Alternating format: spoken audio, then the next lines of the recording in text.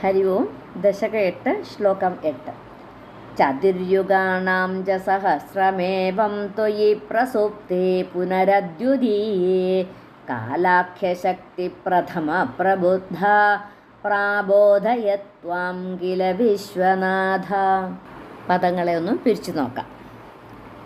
ചതുരുഗാണാം, ചതുരുഗാണാം ച, അതാണ് ചതുരുഗാണാം ച.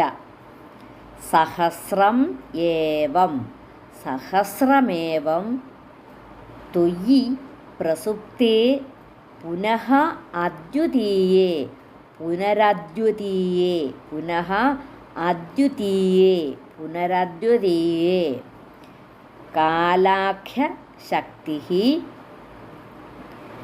പ്രഥമ പ്രബുദ്ധ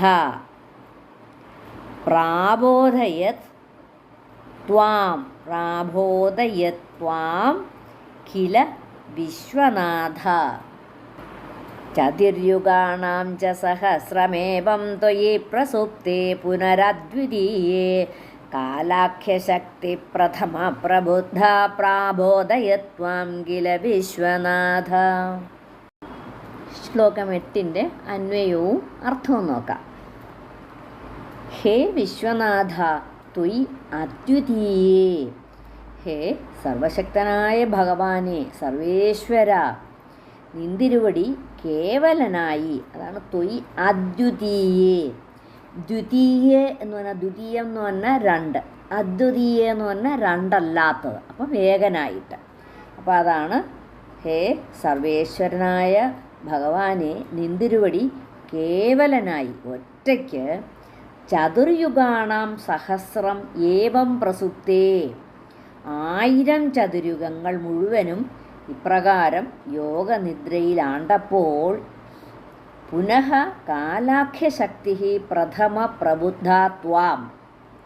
അപ്പം ആ പുനഃ വീണ്ടും, ആ അനന്തരം ആ കാലശക്തി ആദ്യം ഉണർന്ന് അവിടുത്തെ ഉണർത്തുകയും ചെയ്തു പോൽ.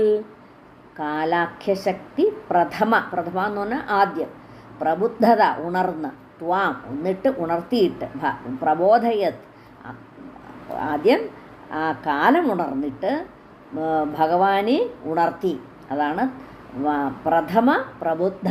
പ്രഥമ ആദ്യം കാലമുണർന്നു, എന്നിട്ട് ത്വാം പ്രാബോധയത് ച കില എന്ന് വെച്ചാൽ പിന്നെ ഭഗവാനെ ഉണർത്തി എന്നാണ് പറയുന്നത്. അപ്പോൾ ഈ കാലമാകുന്ന ശക്തിയും ഭഗവാനിൽ തന്നെ ലയിച്ചിരുന്നു. പക്ഷേ ഭഗവാൻ ആദ്യം തന്നെ ആജ്ഞ കൊടുത്തിരുന്നു, എന്നെ നീ ഉണർന്നിട്ട്, ഇത്രയും നാൾ കഴിയുമ്പോൾ നീ ഉണർന്നിട്ട് എന്നെ ഉണർത്തണം. അപ്പോൾ അത് ആ ഭഗവാൻ ഉറങ്ങുകയായിരുന്നു, കാലവും ഉറങ്ങുകയായിരുന്നു. എവിടെ? ഭഗവാന്റെ ഉള്ളിൽ തന്നെ ആയിരുന്നു. അപ്പം ഭഗവാന്റെ ആജ്ഞയനുസരിച്ച് ഒരു ദാസിയെപ്പോലെ കാലം നേരത്തെ ഉണർന്ന് ഭഗവാനെ ഉണർത്തുന്നു എന്നാണ് ഇവിടെ അർത്ഥം.